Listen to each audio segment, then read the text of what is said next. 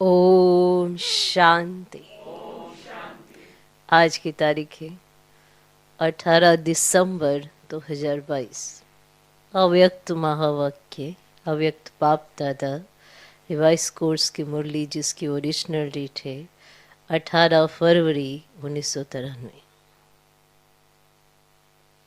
मुरली का सार: ब्राह्मण जीवन का श्वास, ब्राह्मण जीवन का श्वास, सदा उमंग और उत्साह। ब्राह्मण जीवन का श्वास, सदा उमंग और उत्साह। आज त्रिमूर्ति शिव बाप सर्व बच्चों को विशेष त्रिसंबंध से देख रहे हैं। सबसे पहला प्यारा संबंध है सर्व प्राप्तियों के मालिक वारिस हो। वारिस के साथ ईश्वरीय विद्यार्थी हो,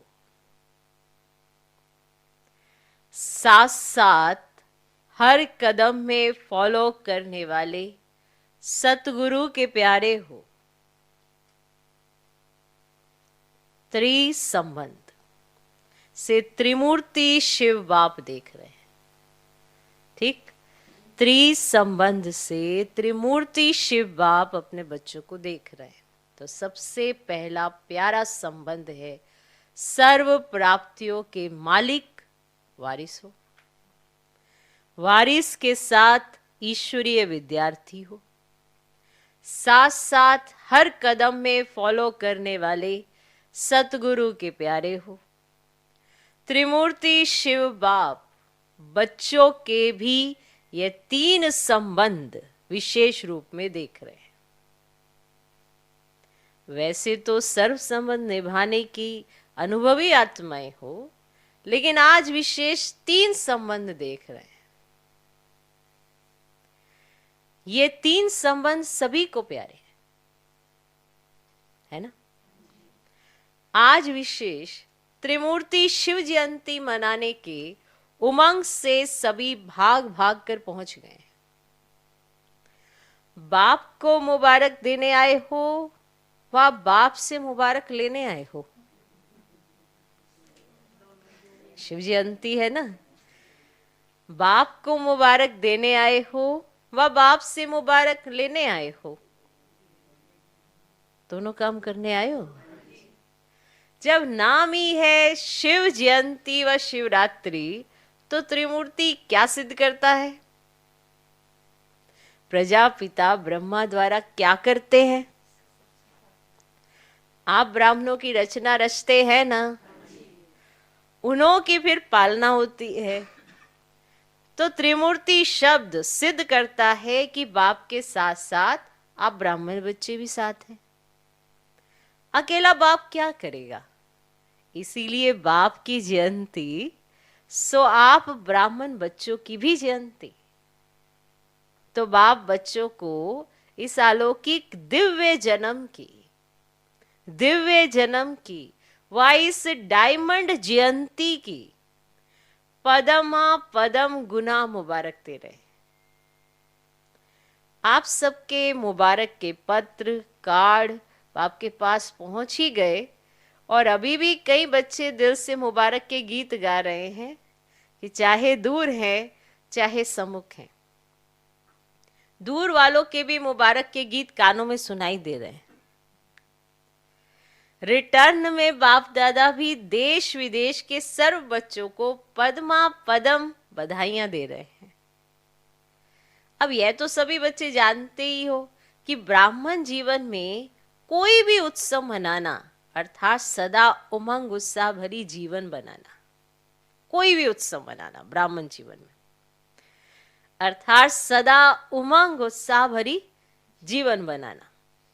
और ब्राह्मणों की अलौकिक डिक्शनरी में मनाने का अर्थ ही है बनना। तो सिर्फ आज उत्सव मनाएंगे व सदा उत्साह भरी जीवन बनाएंगे। जैसे इस स्थूल शरीर में श्वास है तो जीवन है। अगर श्वास खत्म हो गया तो जीवन क्या होगी? खत्म। ऐसे ब्राह्मण जीवन का श्वास है, सदा उमंग और उत्साह। ब्राह्मण जीवन में हर सेकंड उमंग उत्साह नहीं तो ब्राह्मण जीवन नहीं।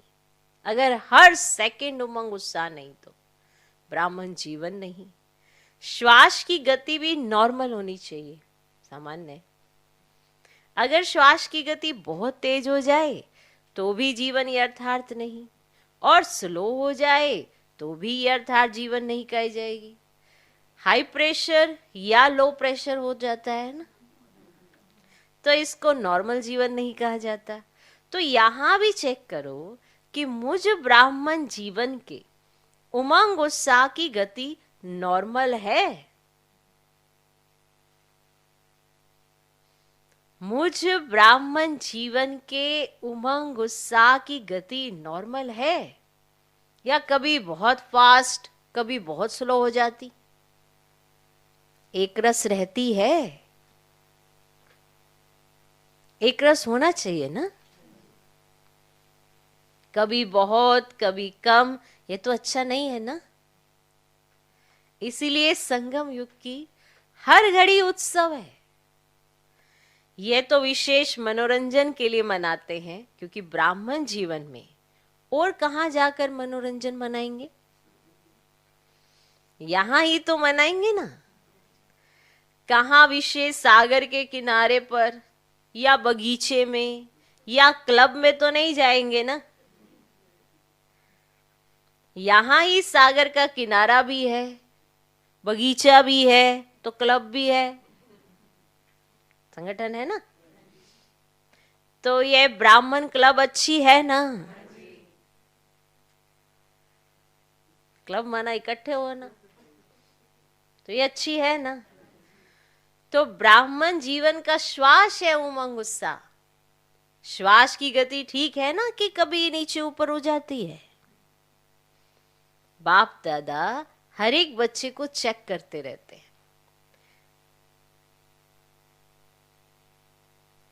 ये कान में लगाकर चेक करना नहीं पड़ता है। आजकल तो साइंस ने भी सब ऑटोमेटिक निकाले हैं ना।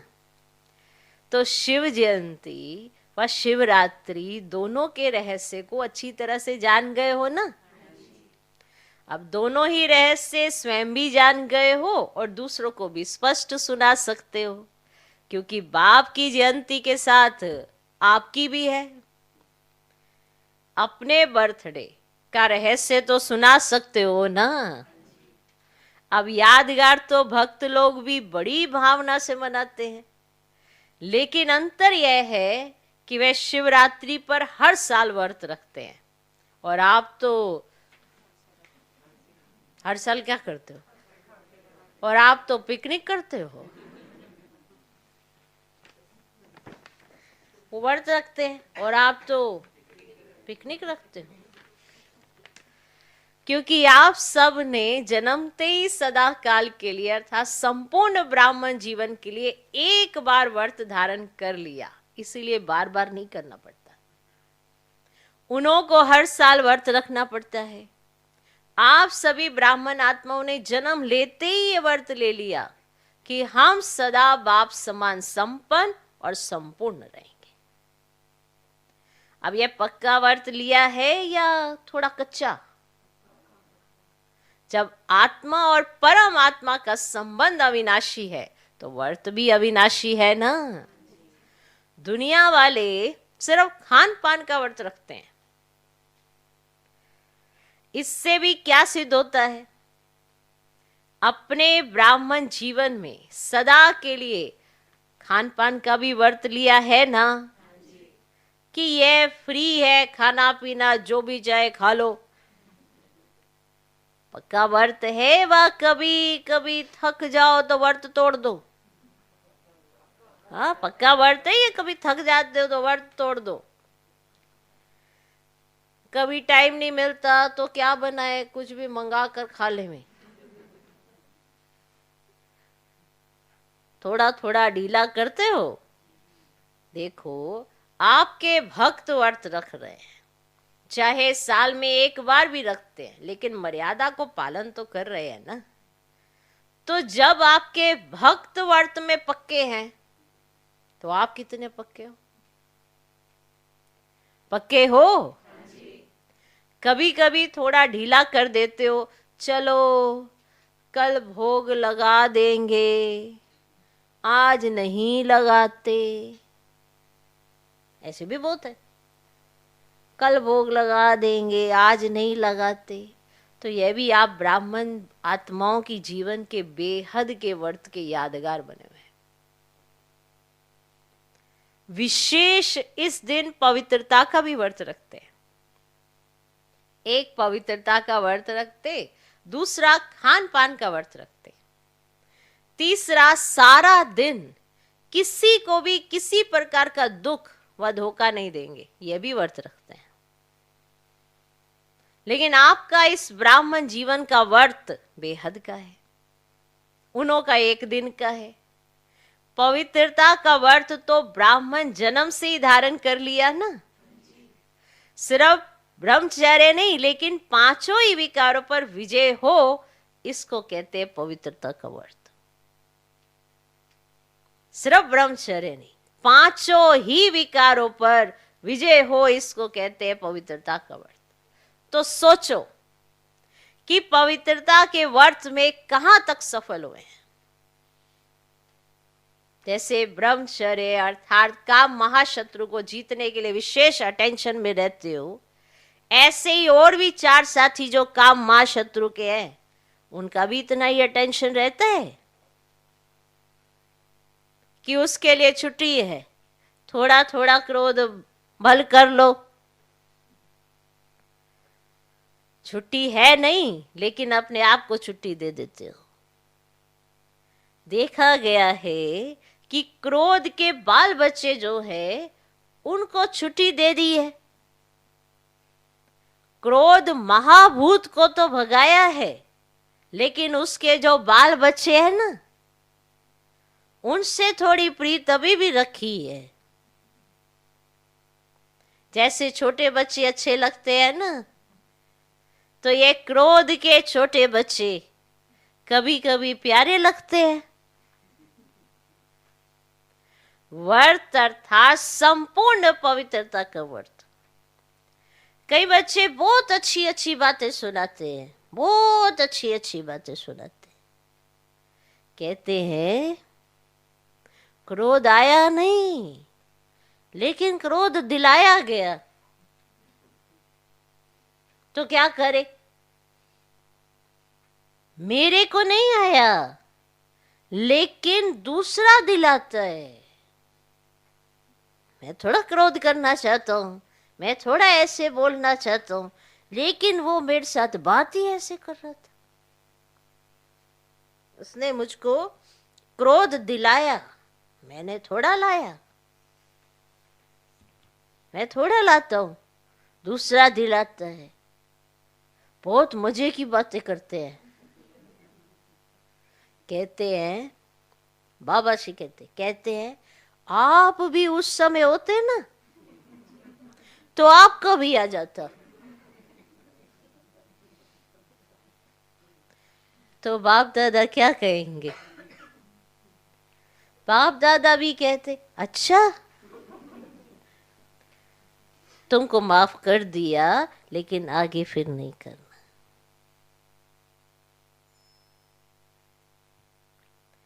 शिवरात्रि का अर्थ ही है अंधकार मिटाए प्रकाश लाने वाली रात्रि।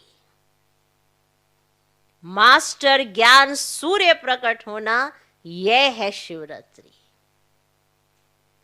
आप भी मास्टर ज्ञान सूर्य बन विश्व में अंधकार को मिटाए रोशनी लाने वाले हो।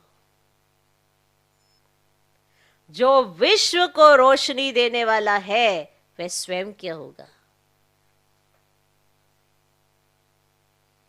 स्वयं अंधकार में तो नहीं होगा ना, दीपक के मुआफिक तो नहीं हो। दीपक के नीचे अंधियारा होता है, ऊपर रोशनी होती है। आप मास्टर ज्ञान सूर्य हो, तो मास्टर ज्ञान सूर्य स्वयं भी प्रकाश स्वरूप है, लाइट माइट रूप है, और दूसरों को भी लाइट माइट देने वाले हैं। जहां सदा रोशनी होती है वहां अंधकार का सवाल ही नहीं, अंधकार हो ही नहीं सकता। तो संपूर्ण पवित्रता अर्थात रोशनी, अंधकार मिटाने वाली आत्माओं के पास अंधकार रह नहीं सकता। रह सकता है, आ सकता है। चलो रहे नहीं लेकिन आकर चला जाए, यह हो सकता है। अगर किसी भी विकार का अंश है तो उसको रोशनी कहेंगे या अंधकार कहेंगे? अंधकार खत्म हो गया ना। शिवरात्रि का चित्र भी दिखाते हो ना, उसमें क्या दिखाते हो? अंधकार भाग रहा है कि थोड़ा थोड़ा रह गया? इस शिवरात्रि पर विशेष क्या करेंगे?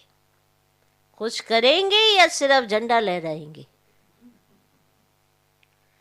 जैसे सदा प्रतिज्ञा करते हो कि हम यह नहीं करेंगे, यह नहीं करेंगे, यह नहीं करेंगे, और फिर करेंगे भी, ऐसे तो नहीं। पहले भी सुनाया है कि प्रतिज्ञा का अर्थ ही है क्या? कि जान चली जाए लेकिन प्रतिज्ञा न जाए। कुछ भी त्याग करना पड़े, कुछ भी सुनना पड़े, लेकिन प्रतिज्ञा न जाए। ऐसे नहीं जब कोई समस्या नहीं तब तो प्रतिज्ञा ठीक है, अगर कोई समस्या आ गई तो समस्या शक्तिशाली हो गई और प्रतिज्ञा उसके आगे कमजोर हो गई। ऐसे तो नहीं, इसको प्रतिज्ञा नहीं कहा जाता। वचन अर्थार्थ वचन, तो ऐसे प्रतिज्ञा मन से करें, कहने से नहीं। कहने से करने वाले उस समय तो शक्तिशाली संकल्प करते हैं, कहने से करने वाले में शक्ति तो रहती है लेकिन सर्व शक्तियां नहीं रहती। आपको अपने मन से स्वयं आना चाहिए, लेकिन कहने से करा तो चलो शक्ति तो रहती है पर सर्व शक्तियां नहीं रहती। जब मन से प्रतिज्ञा करते हो, और किससे प्रतिज्ञा की याद रहेगा ना? किससे प्रतिज्ञा की? बाप से। तो बाप से मन से प्रतिज्ञा करना अर्थात मन को मन मना भव बनाना। माना इसके बाद आपका मन बाबा में ही लगा रहेगा, और मन मना भव का मंत्र सदा किसी भी परिस्थिति में यंत्र बन जाता है।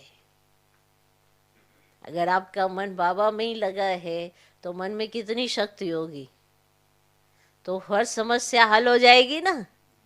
समस्या नहीं आएगी ऐसा नहीं कहा है हमने, ना बाप ने कभी ऐसा मुरली में कहा। आएगी पर हल हो जाएगी।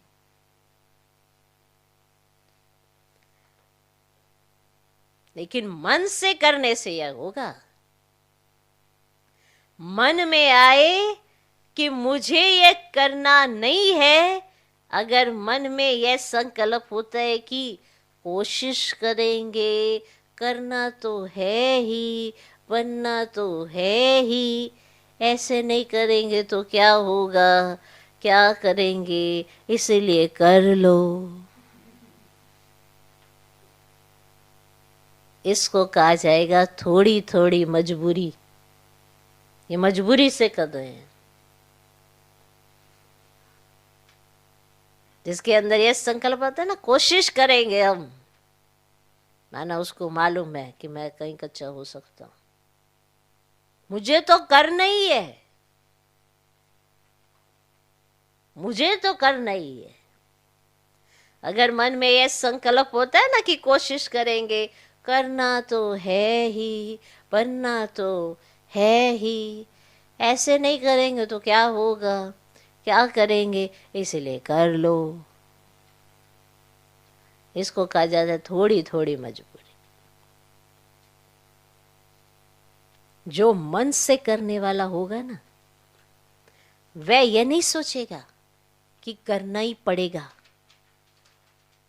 वह ये सोचेगा कि बाप ने कहा और हुआ ही पड़ा है। बहुत अंतर है नहीं? ये जो मजबूरियां सुना देते हैं, हम भी देखते हैं कई बार, ये ऐसा नहीं हो सकता, ये ऐसा नहीं हो सकता। अरे बाबा ने कहा है, आपको तो करना क्या है, बाबा ने कहा ये हो जाना है। आप कह रहे वो कह रहे, ये कह रहे वो करे, वो करे, वो करे, तो फिर हमारा रोल क्या है बताओ ना। निश्चय क्या कहलाता है। माना बाबा ने कुछ कहा, अभी याद होगा साकार के दिनों में बाबा कुछ भी संकल्प आ जाता था ना, तो ब्राह्मण बच्चों के साथ कहता था ये करना है, तो बच्चे भी कहते, लेकिन बाबा का संकल्प इतना दृढ़ होता था, मालूम है कि ये चीजें हो नहीं सकती हैं, सभी ये मानते थे, लेकिन कर कौन रहा है, बाबा। एक बार याद होगा बाबा ने कहा वो ऐसे मम्मा की गाड़ी आएगी, बारिश इतनी हो रही है, तो वो गाड़ी आएगी तो वो बनाना है, रात रात में शेड बनाना था। बात है, अब बाबा पहले बताते गाड़ी तो पहले से ही निर्धारित आनी है, तो शेड पहले भी बन जाता, तो इतना वो नहीं करना पड़ता। पर बाबा को संकल्प उसी घड़ी आया कि ये बारिश लगातार चलेगी, मम्मा की गाड़ी आएगी तो शेड के नीचे गाड़ी आनी चाहिए। तो बन गया कि नहीं बना? नहीं नहीं नहीं बना होगा। अब रात में कैसे बन सकता है, सोए कि अब शेड बनाने बैठे, अब सोए या शेड बनाए। संकल्प किसने किया? ब्रह्मा बाबा ने। तो पूरा भी शिव बाबा ने कराने की शक्ति दी होगी ना। अब अगर बच्चे ही ऐसे कमजोर कमजोर संकल्प कर लेते हैं, नहीं बाबा ये होंगे, उसमें में बीच में ऐसे होंगे, नहीं बाबा ऐसा होगा नहीं, क्या करना है अभी, ऐसे रात ऐसे बारिश में कहाँ वो टिकेगा, क्या होगा। संकल्प बाबा का था कि करना है, शक्ति शिव बाबा देगा कि हो जाना है। तभी तो आप देखोगे परमात्म शक्तियां क्या कहती। अभी तो हम अपने लिए यूज कर रहे हैं, बाबा मैं ये काम करने शुरू कर रही हूँ, ये हो जाएगा कि नहीं हो जाएगा, आप जरा शक्ति देना ना, अपने के लिए ही। मैं सुबह उठ जाऊं बाबा तो शक्ति देना, हम कर क्या रहे हैं, क्या कर रहे हैं हम कोई बड़ा कार्य अगर हमने कुछ संकल्प किया है तो उसको कराने वाले तो हम ब्राह्मण बच्चे ही होते हैं ना, जो बीच में ये कहते हैं कि हो जाएगा बाबा, आप जो कह रहे हैं वो होना ही है, तभी तो कार्य होते हैं। ऐसे कमजोर संकल्प वाले तो बहुत मिलेंगे आपको। ऐसे थोड़ा यज्ञ चला, इतने वर्षों से चला आ रहे, कितने बड़े बड़े कार्य। दादी कहती है बस ये शिव जयंती नींव डाली है, अगले शिव जयंती ओपनिंग करनी है। बताओ, इतनी बिल्डिंग, इतना सब कुछ, इतना प्रबंध 1 साल के अंदर कैसे होगा दादी? अगर 4 लोग ऐसे ही सुनाने वाले मिल जाएं तो करने वाला कौन है फिर? कौन? अब बाबा के पास अपने हाथ तो है नहीं, और मेरे निश्चय से कार्य करेंगे ना। जब कहा जाता है बाबा को देखो, मम्मा को देखो, कहाँ देखते हैं?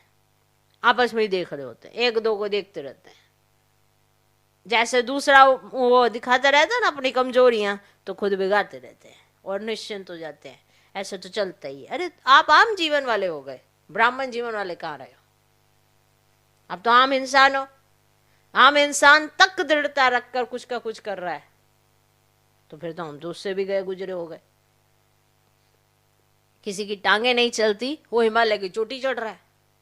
किसी की एक टांग है, वो वहां पे चोटी पे जा रहा है। क्या है? ये सारे लक्षण ये दिखाए है ना कि असंभव संभव कैसे होता है।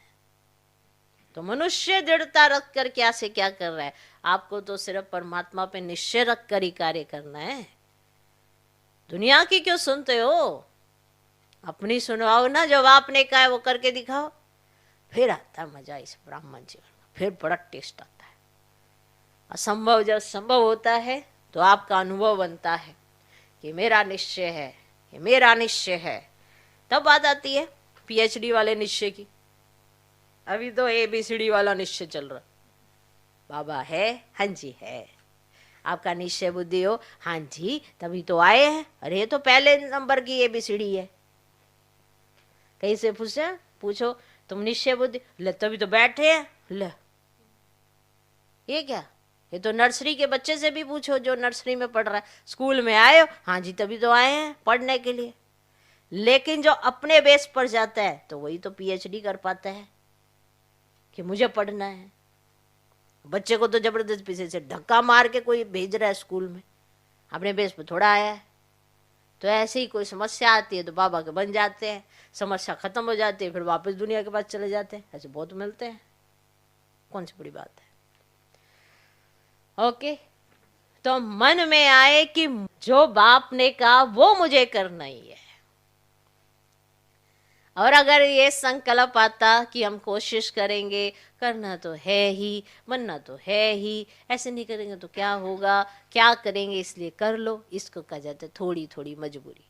जो मन से करने वाला होगा वह ये नहीं सोचेगा कि करना ही पड़ेगा, वह ये सोचेगा कि बाप ने कहा और हुआ ही पड़ा है। निश्चय और सफलता में निश्चिंत होगा, क्योंकि वो उसकी निश्चित होगी। सफलता तो निश्चित होगी क्योंकि उसका निश्चय इतना नंबर 1 है। तो निश्चय और सफलता में निश्चित होगा, यह है फर्स्ट नंबर की प्रतिज्ञा। सेकंड नंबर की प्रतिज्ञा है बनना तो है, करना तो है ही, पता नहीं कब हो जाए। ये तो करना अर्थात तोता हो गया ना। बाप दादा के पास हर एक ने कितनी बार प्रतिज्ञा की है, वह सारा फाइल है। फाइल बहुत बड़े हो गए, अभी फाइल नहीं भरना है, फाइनल करना है। सारी दुनिया का बाप एक शिव बाबा, सभी आत्माओं का बाप एक शिव बाबा, और वो शिव बाबा सभी आत्माओं के साथ कंबाइंड नहीं है, एक ब्रह्मा बाबा के साथ कंबाइंड है। तो जो इसको पता है ना, वो हमको और आपको नहीं पता। तो इसीलिए दुनिया की नजर से इनको देखना करो बंद, तब तो कुछ दिखाई दे तुम्हें। नहीं पता नहीं उसके साथ ऐसा क्यों कर रहे हैं, उसके साथ ऐसा ना करके ऐसा करे तो ज्यादा अच्छा। ये क्या सोच के कर रहे हैं ना, वो तो तुम्हें ये भी नहीं पता भविष्य क्या होने वाला है। इनको पता है। ऐसी थोड़ा का बाप दादा कंबाइंड। कंबाइंड का मतलब भी पता है, कंबाइंड क्या होता है। हम कंबाइंड होने का प्रयास करेंगे, इनके साथ तो कंबाइंड ही है, प्रयास थोड़ा कर रहे हैं ये। वो तो आगे बीच में अपना काम करके चले जाते हैं। ये तो अपनी मूर्खता है कि समझ ही नहीं पाते हैं। समझा या नहीं समझा? अभी भी समझाना बाकी है नहीं? वैसे अभी तक कोई समझा नहीं है, कोई भी नहीं इतना समझा जितना समझ जाएंगे ना। देखो, इन्होंने उनको समझा, इन्होंने इन दोनों को समझा, और जिस दिन अब आपकी बारी आएगी तो फिर आप कितना समझे वो अलग बात आ जाती।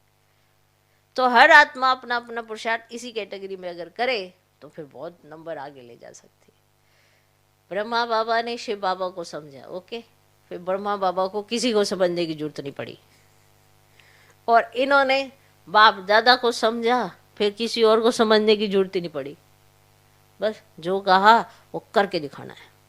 बाबा ने कहा है, ऐसा जुनून आता है, दादियों के अंदर ऐसा ही जुनून था, करके दिखाना है, हो जाना है। उस समय इतने सारे देखो ये नहीं होते थे, फैसिलिटीज नहीं होती थी, लेकिन लक्ष्य वैसे ही होता था जैसे आज भी हो सकता है। लेकिन आजकल फैसिलिटीज बहुत हैं और लक्ष्य में कमजोरी आ गई है। आधा कल्प तो हमारा भक्ति मार्ग में भगवान को सुनाने में ही चला जाना है। वो भक्ति भी इसलिए सुना, देखो जी मैं आ रहा था रास्ते में ये हो गया, मैं पहुंच नहीं पाया, आप वैसे आपके लिए प्यार बढ़ा है। तोते तो बाप दादा के पास हर एक ने कितनी बार प्रतिज्ञा की है, वे सारा फाइल है। फाइल बहुत बड़े हो गए, अभी फाइल नहीं भरना है, फाइनल करना है। जब कोई बाप दादा को कहते हैं कि प्रतिज्ञा की चिट्ठी लिखाएं, तो बाप दादा के सामने सारी फाइल आ जाती है कि कितनी चिट्ठियां लिखवाएंगे प्रतिज्ञा की। अभी भी ऐसे ही करेंगे, फाइल में कागज ऐड करेंगे कि फाइनल प्रतिज्ञा करेंगे। प्रतिज्ञा कमजोर होने का एक ही कारण बाप दादा ने देखा है, वह एक शब्द भिन्न भिन्न रॉयल रूप में आता है और कमजोर करता है। वह एक ही शब्द है, बॉडी कॉन्शियस का मैं। यह मैं शब्द ही धोखा देता है। मैं यह समझता हूं, मैं ही ये कर सकता हूं, मैंने जो कहा वही ठीक है, मैंने जो सोचा वही ठीक है। तो भिन्न भिन्न रॉयल रूप में यह मैंपन प्रतिज्ञा को कमजोर करता है। आखिर कमजोर होकर के दिल शिकस्त के शब्द सोचते हैं, मैं इतना सहन नहीं कर सकता, अपने को इतना एकदम निर्माण नहीं कर दूं, इतना नहीं कर सकता, इतनी समस्याएं पार नहीं कर सकते, मुश्किल है। यह मैंपन कमजोर करता है। बहुत अच्छे रॉयल रूप में है। अपनी लाइफ में देखो कि यही मैंपन संस्कार के रूप में, स्वभाव के रूप में, भाव के रूप में, भावना के रूप में, बोल के रूप में, संबंध संपर्क के रूप में और बहुत मीठे रूप में आता है। देखो शिवरात्रि पर यह मैं की बलि चढ़ती है। भक्त बेचारों ने तो बकरी के मैं की बलि चढ़ा दी। करने वाले को बलि चढ़ाया, जिसने मैं की उसको बलि चढ़ाया। उन्होंने कहा अब इंसान थोड़ा ऐसे बार बार कटते रहेंगे, तो बकरी कौन कर रहा था ये मैं। फिर उन्होंने सारे जीव जंतु ढूंढे कि मैं कौन कर रहा है, तो बस वो बकरी कर रही थी मैं, बस वहीं से पकड़ लिया कि यही बार बार कर रही है मैं, इसको मारो। उस बेचारे उस जीव को मारना शुरू कर दिया कि हमने तो बलि चढ़ानी है। भगवान को बलि पसंद है, भगवान को बलि पसंद है। हमारे देह अभिमान की, बॉडी कॉन्शियस की, मैं की, मनुष्य ने जानवर की चढ़ानी शुरू कर दी और सोचा भगवान को खुश कर लिया। लेकिन यह मैं की, इसकी बलि चढ़ाओ। यादगार तो आप लोगों का और रूप में मना रहे हैं। बलि चढ़ चुके हैं या अभी थोड़ी मैंपन की बलि रही हुई है, क्या रिजल्ट है? प्रतिज्ञा करनी है तो संपूर्ण प्रतिज्ञा करो। जब बाप से प्यार है, प्यार में तो सब पास है। कोई कहेगा कि बाप से मेरा 75% प्यार है, कहेगा कोई ऐसा? 50% प्यार है, कहेगा कोई ऐसे? प्यार के लिए सब कहेंगे, 100% से भी ना ज्यादा प्यार है। तो बाप भी कहते हैं कि सभी प्यार करने वाले इसमें पास है। प्यार में त्याग क्या चीज है? क्या चीज है प्यार में त्याग? तो प्रतिज्ञा मन से करो, दृढ़ करो। बार बार अपने आप को चेक करो कि प्रतिज्ञा पावरफुल है या परीक्षा पावरफुल है। चेक करो।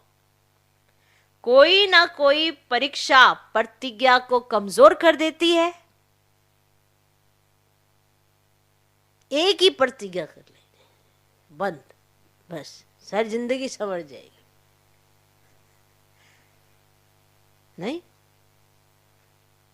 एक ही प्रतिज्ञा कर ले, बहस नहीं करनी है, बस खत्म। वैसे है कुछ ज्यादा नहीं, इक्का दुक्का चीजें ही होती है। बस एक तार उलझी हुई है, उसको खींचना है, बस सब कुछ सीधा हो जाना है।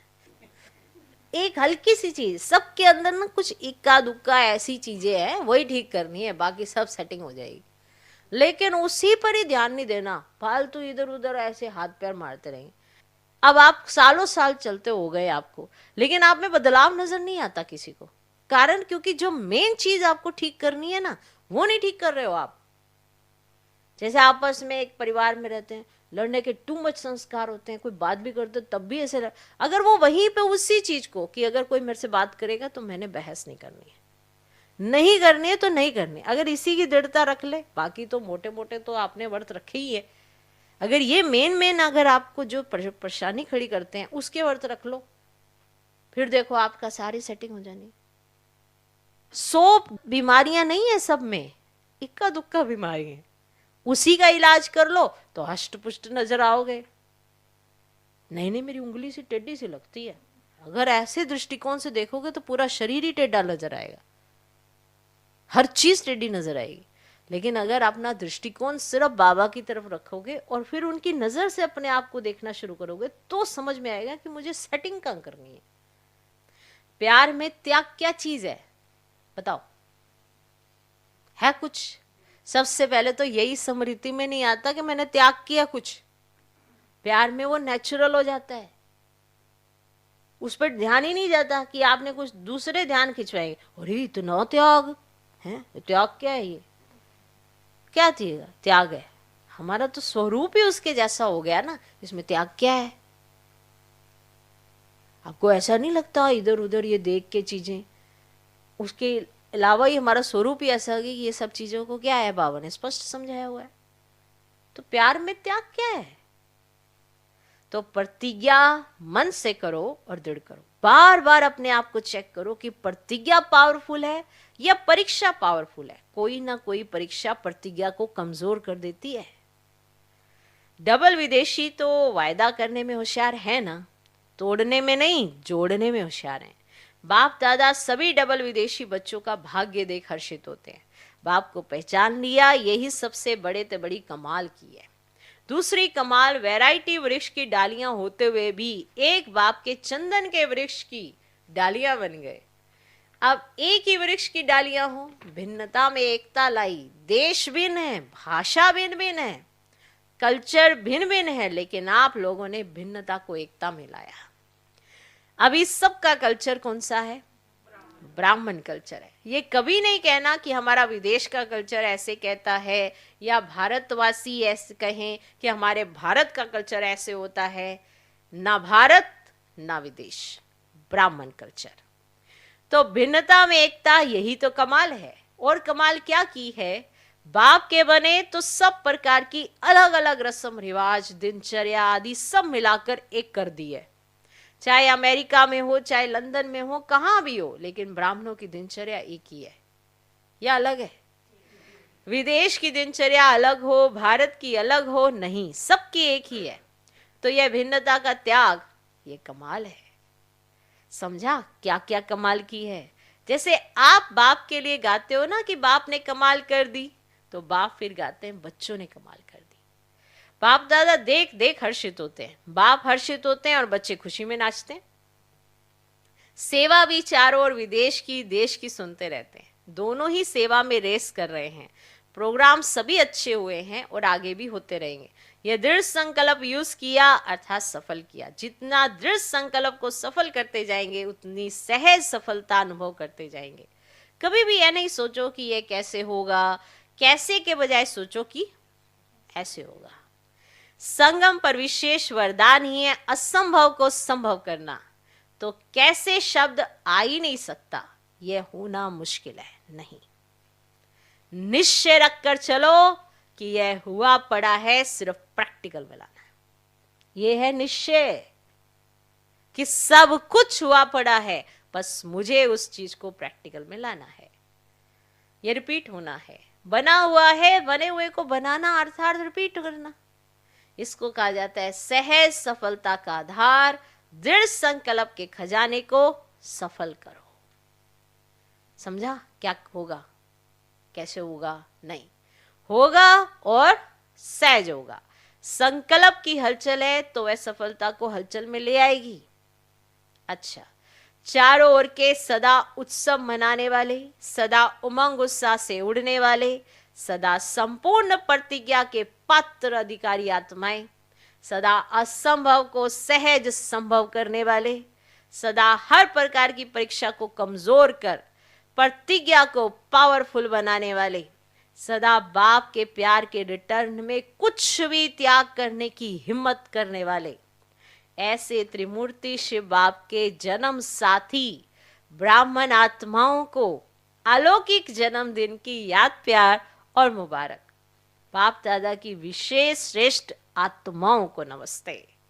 हम रूहानी बच्चों की भी रूहानी बाप दादा को नमस्ते नमस्ते नमस्ते। Good morning, good morning, good morning.